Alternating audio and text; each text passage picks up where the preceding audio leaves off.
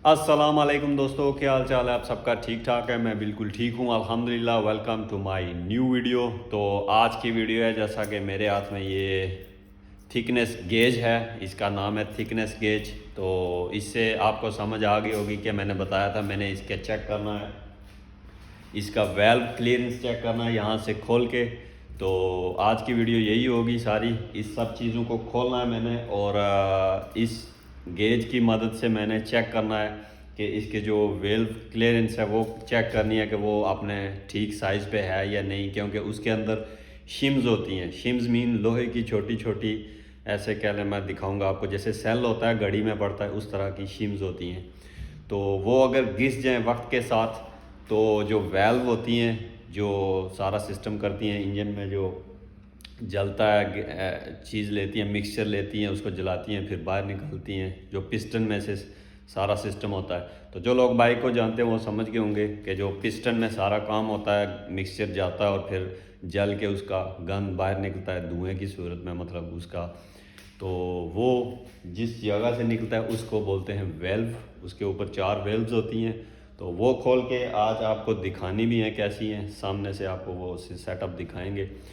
तो उसके ऊपर लगी होती हैं वो छोटी छोटी सी, ऐसे सेल जैसे होता है बैटरी का, गाड़ी का, सॉरी घड़ी का। तो उसकी तरह की शिम्स होती हैं। तो वो वक्त के साथ जब वो रोटेट होता है उसके ऊपर वाली चीज़ें, तो वो घिस जाती हैं। वो चेक करनी है, अगर घिस गई हैं, अगर वो ज़्यादा घिस गई हैं, फिर वो चेंज करनी पड़ती हैं। और वो मिलती भी काफ़ी महंगी है और मुश्किल प्रोसेस भी है, काफ़ी रिस्की भी है, क्योंकि इंजन ऊपर से खुल रहा है। तो थोड़ा सा एहतियात करना पड़ेगा। देखते हैं हो पाता है हमसे या नहीं, पहली बार कर रहा हूँ। तो चलें, बाकी डिटेल में आपको साथ साथ में देता हूँ। और अभी इसको खोलता हूँ, फिर खोलने के बाद आपको दिखाता हूँ। खोलने के लिए मुझे इसके ये सारे पेज खोलने पड़ेंगे और ऊपर वाले पेज सारे खोलने पड़ेंगे और ये ऊपर वाला ढक्कन उतारना पड़ेगा, फिर इंजन नंगा हो जाएगा अंदर से। और उसके बाद मुझे, या ये साइड थी या दूसरी साइड होगी, मे बी नहीं, इस साइड तो क्लच होगा। देखते हैं कौन सी साइड है, मैं भी कंफर्म नहीं, चेक करूँगा। ये साइड खोलेंगे और यहाँ से जो इसकी कैम शाफ्ट है उसका इधर पेच होगा, तो इसको घुमाएंगे तो वो घूमेगी, तो फिर चेक होगा सारा कुछ। तो पहले मैं इसको खोल लूँ, फिर खोलने के बाद फिर मैं आपको पूरा इसका प्रोसेस दिखाता हूँ कि कैसे ये सारी चीज़ें चेक की जाती हैं। और अगर छोटी बड़ी हुई तो मैं बताऊंगा आपको, फिर थोड़ा मुश्किल काम हो जाएगा अगर छोटी बड़ी हुई तो, क्योंकि मेरे पास शिम्स नहीं है। तो अभी जस्ट खोल के मामला स्टडी करना है कि सब ठीक है या नहीं है, बस ये चेक करना है आज। अच्छा, तो दोस्तों सबसे पहले इसका कूलेंट जो ऑयल है, आगे पानी है इंजन को ठंडा करने के लिए, उसको रिमूव करना पड़ेगा। सबसे पहला स्टेप ये है। तो इसको खोलते हैं, बिस्मिल्लाहिर्रहमानिर्रहीम। आय आय आय। तो ये इजीली खुल गया है।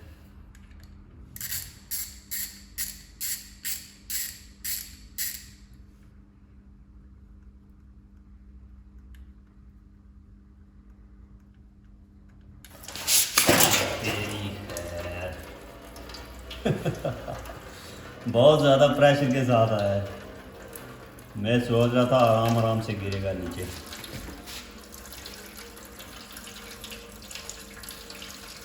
लगता है ये मेरा जो ट्रे है ये भी फुल हो जाएगा।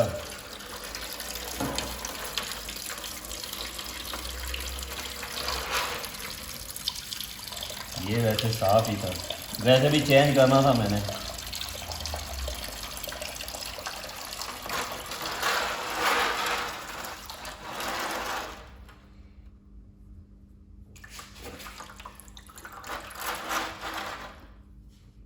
तो ये हो गया जी रिमूव, और मेरा इधर गन भी पड़ गया है, ये चेक करें। साथ में मुझे सफाई भी करनी पड़ती है, काम लंबा हो जाता है। तो ये रिमूव करने के बाद अब मैं इसके ये सारी चीज़ें रिमूव करता हूँ दूसरी साइड से, फिर देखते हैं क्या निकलता है। तो इसके ये पेच मैंने उतारे हैं और अभी इसको खोल के देखते हैं इसके अंदर क्या सिचुएशन है। और पेच काफ़ी गंदी हालत में थे, ये चेक करें, रस्ट पड़ा हुआ है। मेरे ख्याल में ये भी नहीं खुला है काफ़ी टाइम से। तो बिस्मिल्लाह करते हैं, देखते हैं इसके अंदर क्या है। बिस्मिल्लाहिर्रहमानिर्रहीम। तो ये आ गया जी इसके अंदर क्लच प्लेट्स का कोई सीन लग रहा है। और देखते हैं यही साइड है या दूसरी साइड है। मुझे लगता है ये वाली साइड है। हाँ जी, इस पे ये टी वगैरह बना हुआ है। टी तो बना हुआ है, इसी को रोटेट करना है 180 डिग्री पे इसको रोटेट करना है और फिर जाके जो वेल्व्स हैं ये अपनी जगह सेट होंगी। तो इसके टॉप के जो है 4 पेच इस साइड पे, 4 दूसरी साइड पे। बिस्मिल्लाह। ये खोलने के बाद लाइफ में फ़र्स्ट टाइम मैं ये काम कर रहा हूँ और ये काफ़ी मुश्किल काम है और काफ़ी ट्रिकी काम है। तो इंजन से छेड़छाड़ वैसे करनी नहीं चाहिए, मगर ये ज़रूरी है। तकरीबन 47,000 किलोमीटर ये बाइक चला हुआ है। तो वैसे 25-30 किलोमीटर चल जाए या 35,000 किलोमीटर चल जाए बाइक, तो इनका ये वेल्व्स का जो शिम्स हैं वो साइज़ चेक करना चाहिए, क्लियरेंस का लाजमी। कभी कभार ये होता है कि वो घिस जाती हैं और वो घिसने के बाद बाइक ठीक से परफॉर्मेंस नहीं देता है।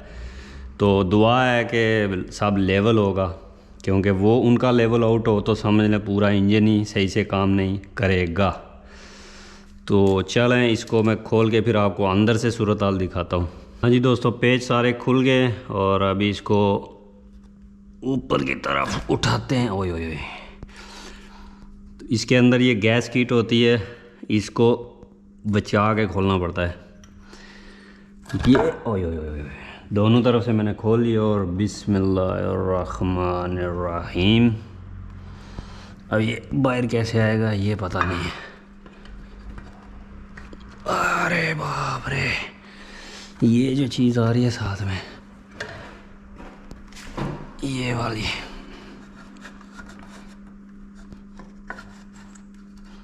ओहो मुश्किल हो रहा है इसकी वजह से। ये है पता नहीं क्या है, इसको सीधा कर देते हैं वक्ती।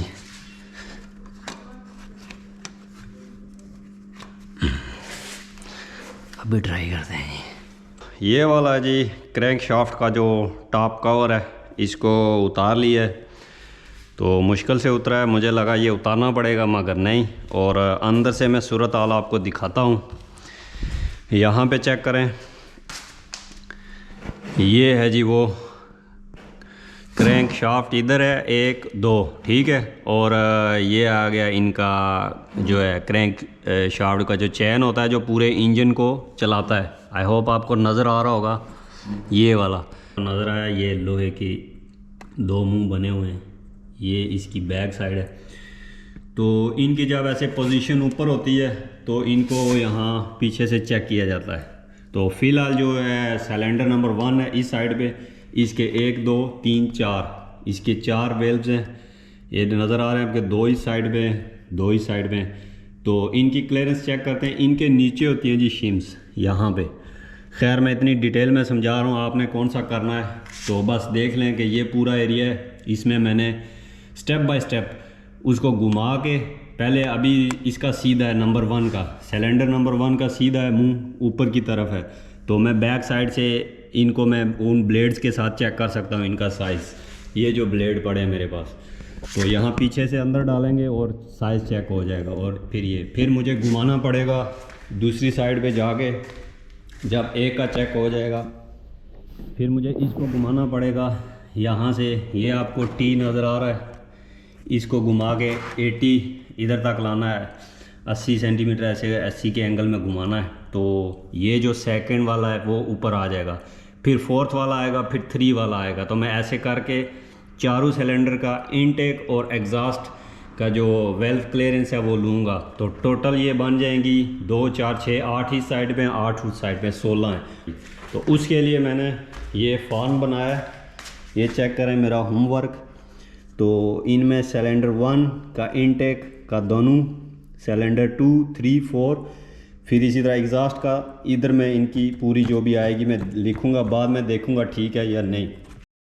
तो ये आपको नज़र आ रहा है जी, जैसे कि इसकी इनटेक है, जो इसकी इनटेक साइड है इसका लेते हैं पहले। इसकी होनी चाहिए 11 to 20 mm। तो मैं स्टार्ट करता हूँ सबसे पहले 10 से करता हूँ।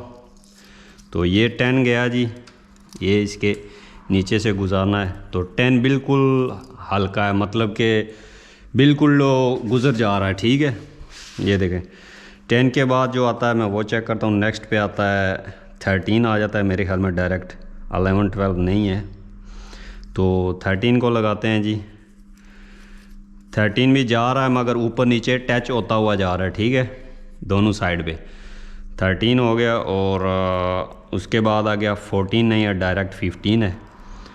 तो मैं चेक करता हूँ, हाँ जी ये फंस रहा है, ये बिल्कुल फंस के जा रहा है, ठीक है।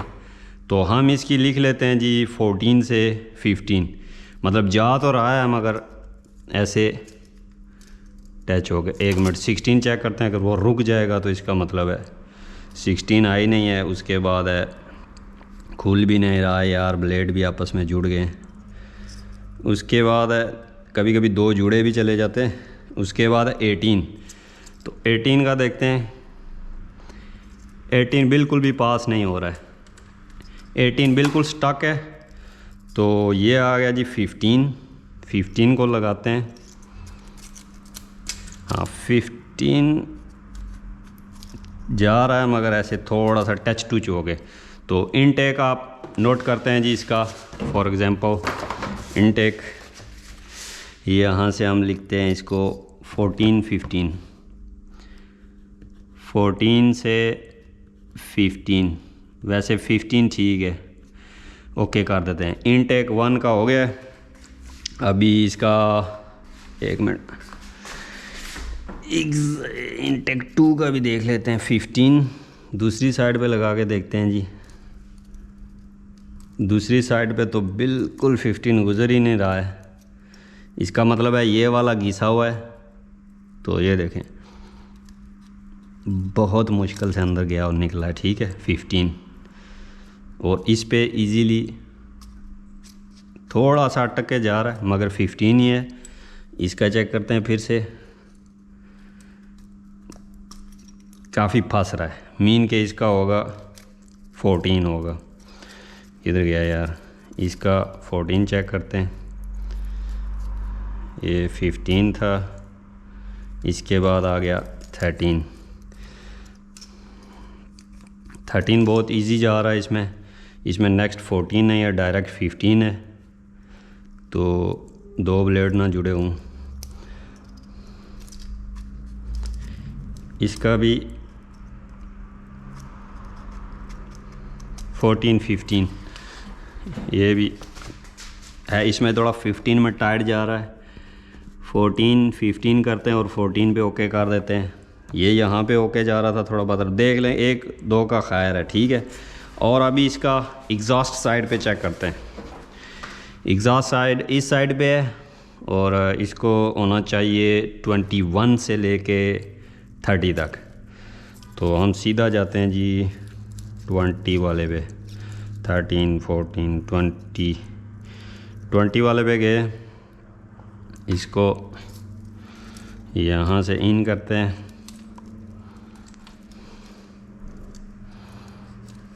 ट्वेंटी वाला इजीली गया है। दूसरे में चेक करते हैं, दूसरे में भी इजी गया है।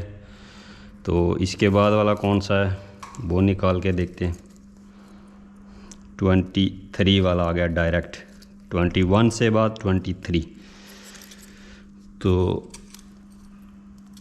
23 से 24 लाइक 23 ओके आ रहा है।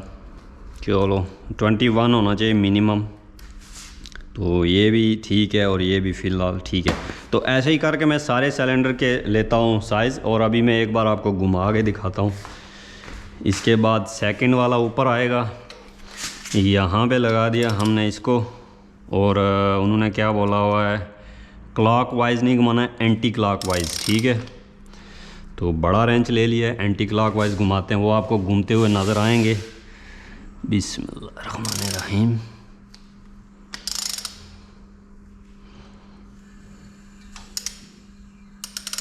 गैसेस रिलीज़ हो रही हैं, अंदर से मुझे आवाज़ आ रही है। तो ये देखें जी, डायरेक्ट सिलेंडर नंबर 4 का आ गया है। तो मैं इसी का ले लेता हूँ। मैं गलत घुमा रहा था, मुझे नज़र नहीं आ रहा था, ज़्यादा घुमा दिया है। तो अभी 4 का देखें बिल्कुल एग्जैक्ट साइज़ पे आ गया है। तो अभी इसका लेते हैं जी। ये आ गया बिल्कुल बराबर। तो ऐसे ही मैं अभी सबके लिख के फिर मैं आपको फाइनल रिजल्ट दिखाता हूँ जी। तो दोस्तों, आपके सामने अपना पूरा चार्ट जो है शेयर करते हैं कि क्या निकल गया है पूरा। तो ये वाला जो है इनटेक नंबर 1, सिलेंडर नंबर 1 का 14 से 15 है और 14 से 15 है। तो इनटेक नंबर 2 का 11 से 12 के दरमियान है, और दूसरे का 13 से 14, और इनटेक नंबर 3 का 13 से 14, 13 से 14, और इनटेक 4 11 से 12, 11 से 12। तो रूल्स के मुताबिक जैसा कि जापानियों ने इसको दिया हुआ है, वो रूल ये है कि इनटेक का होना चाहिए 11 से लेके 20 मिलीमीटर mm के दरमियान में होना चाहिए। तो इनमें से एक भी आउट नहीं है, या तो 11 से नीचे हो तो ख़तरा है, या 20 से ऊपर हो जो इनटेक की लाइन है। तो समझ लें जो शिम्स हैं वो ख़राब हैं, बहुत ज़्यादा डैमेज हैं, उनको फ़ौरन से चेंज करें। मगर इस सिचुएशन में ऊपर नीचे है रीडिंग 1 1 2 2 ऊपर नीचे, मगर सब उसकी रेंज में। जैसे कि इनटेक नंबर 2, सिलेंडर नंबर 2 में इनटेक में 11 से 12 है, तो ये थोड़ी सी पास है। अगर ये थोड़ी सी और घिस जाए, या 4 में भी सेम है, तो मुझे चेंज करनी पड़ेगी। अगर ये 10 या 9 पे चली जाए फिर ठीक है, अगर 9 से नीचे 6 7 8 तो फ़ौरन से चेंज करनी पड़ती है। तो नहीं तो गड़बड़ हो जाती है, बाइक की परफॉर्मेंस बिगड़ जाती है। ये ठीक है, इनटेक सारी 11 से 20 के दरमियान है। एग्जॉस्ट की साइड पे होना चाहिए 21 से 30, तो 21 के अंदर और 30 के अंदर अंदर, इससे नीचे या ऊपर नहीं होना चाहिए। तो ये भी सारे ठीक हैं। 23 24 एग्जॉस्ट नंबर 1 जो सिलेंडर नंबर 1 है, 23 24 23 24। पहले जो दो हैं, पहला और दूसरा, उनका सेम ही है 23 24 चारों का, और तीसरा और चौथे का जो चारों का वो सेम है 24 25 24 25। तो आपस में भी बिल्कुल एग्जैक्ट बराबर नहीं है, 2 2 का है कम्बिनेशन बना हुआ है। तो रूल्स के मुताबिक ये बिल्कुल ठीक है, इसको छेड़ने की कोई ज़रूरत नहीं है। अल्हम्दुलिल्लाह मैं मुतमिन हूँ कि मुझे डर था, ये काफ़ी यूज्ड बाइक है, चला हुआ है, तो पुराने बाइक का पता नहीं होता है। तो ये मेन चीज़ थी, जो मेन काम था, तो अल्हम्दुलिल्लाह हो गया। अभी इसको करते हैं बंद, और उसके पहले ये जो वेल्व नज़र आ रही है, इनको अपने पॉइंट पे करते हैं जैसे होना चाहिए नंबर 1 पे। तो इनको घुमाने के लिए किधर गया है मेरी चाबी से घुमा के वापस लाते हैं जहाँ पे था, और उसके बाद डब्बे को बंद करते हैं। तो उई यहाँ से मैं साथ में देखूँगा भी।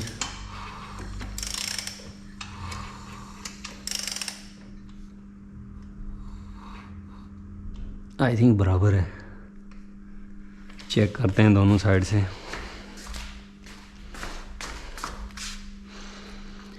हाँ जी, तो बराबर आ चुका है, और अभी इसको करते हैं बंद। तो उससे पहले मैं कुछ इनकी सफाई वगैरह कर लूँ। इधर से इनके जो पेच हैं इनमें रस्ट पड़ा हुआ है, कुछ चीज़ों को सेट कर लूँ, फिर मैं बंद करके मिलता हूँ आपसे।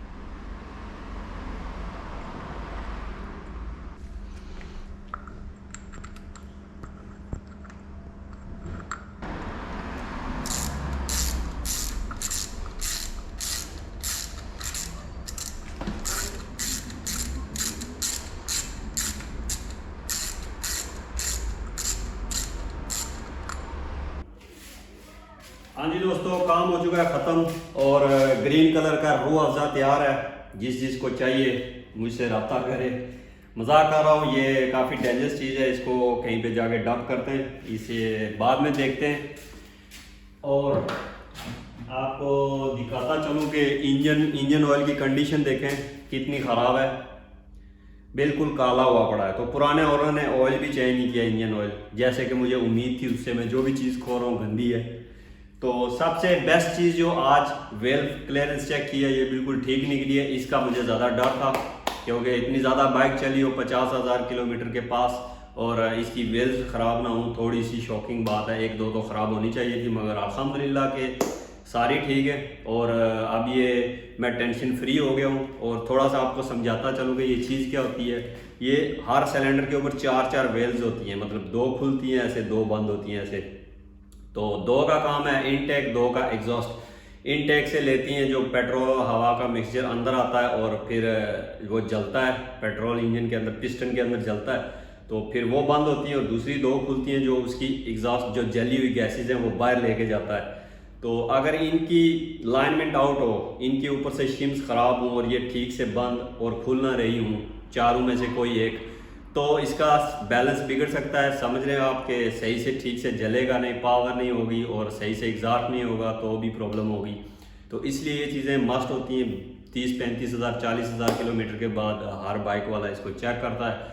तो मैंने भी आज चेक किया, ये 47,000 चला और सब कुछ ठीक है अल्हम्दुलिल्लाह। तो अब मैं टेंशन फ्री हूँ। बाकी जिसको वेल्स के बारे में जानना है वो यूट्यूब पे सर्च कर लें, मज़ीद फुल डिटेल वीडियो यहाँ पड़ी होगी। मैं उस चक्कर में नहीं पढ़ना चाहता, वीडियो मेरी लंबी हो जाएगी। तो ये काम हो गया मेन जो मेरा मेजर था। और उसके बाद इम्पोर्टेंट काम है जो वो है कार्बोरेटर का, उसका एक पेज मिसिंग है, वो ऑर्डर किया, वो आ जाए, खोलेंगे, अगर खुल गया तो ठीक है, नहीं तो काम समझ लें ख़राब हो गया। और इंजन के ये 2 ही काम इम्पोर्टेंट होते हैं, ये दोनों अगर ठीक है, एक तो ठीक है, अभी दूसरा कार्बोरेटर का है, वो सेट हो गया तो समझ लें बाइक का इंजन बहुत हेल्दी है। मैं खुद हैरान हूँ इतने 1000 किलोमीटर चलने के बाद ये बाइक का जो वेल्व्स वाला, शिम्स वाला सब कुछ ओके है। इसका मतलब कि इंजन हेल्दी है और इसीलिए बोलते हैं मेड इन जापान जिंदाबाद। तो पहले मैं चाइनीज़ बाइक लेने वाला था, न्यू एडवेंचर बाइक्स, वो भी 8-10 हज़ार यूरो के मिलते हैं, 7 हज़ार यूरो के। तो उससे अच्छा ये बाइक है, देखें कितने साल पुराना और इतना मजबूत बाइक है। और बंदे को क्या चाहिए होता है। तो इसीलिए लोग जापानीज़ चीज़ों के दीवाने हैं कि ये स्ट्रॉन्ग होती है। तो यहाँ से देख के मुझे तसल्ली हुई है, इसका इंजन अंदर से खोल के सब कुछ ओके लग रहा था और वेल्स ठीक थी, तो इसका मतलब इंजन इसका हेल्दी है। तो अब मैं बिना गम होके बेगम होके इसमें अपना ऑयल चेंज करूँगा, सारे सेटअप करके मैं कहीं भी ट्रिप पे के लिए निकल सकता हूँ यूरोप में आगे पीछे, तो मुझे मसला नहीं होगा। तो अब मेरा दिल जो है ना सही फुल मुतमिन हो चुका है। ये 2-3 काम थे जो मेरे जहन में स्ट्रेस थी कि ये पहले देखने करने, उसके बाद बाइक को रोड पे निकालना है, उससे पहले नहीं। तो ये दोनों हो चुके हैं। एक रहता है कार्बोरेटर का, वो जैसा कि बताया वो वेट कर रहा हूँ। और ये वेल्स वाला अब मैं दोबारा नहीं खोलूँगा, इसको बस अब ख़त्म। इसके बाद इंजन को थोड़ा सा पेंट करने का काम है और ये फिर नीचे का जो काम है ये इसका ख़त्म हो जाएगा और फिर छोटे मोटे काम रह जाएंगे, ऑयल चेंजिंग ये वो सारे करेंगे। तो वीडियो लंबी हो जाएगी, यहाँ पे ख़त्म करता हूँ। Thank you for watching. फिर मिलते हैं किसी अगली वीडियो में, तब तक के लिए अपना ख्याल रखिएगा। अल्लाह हाफिज़, बाय बाय।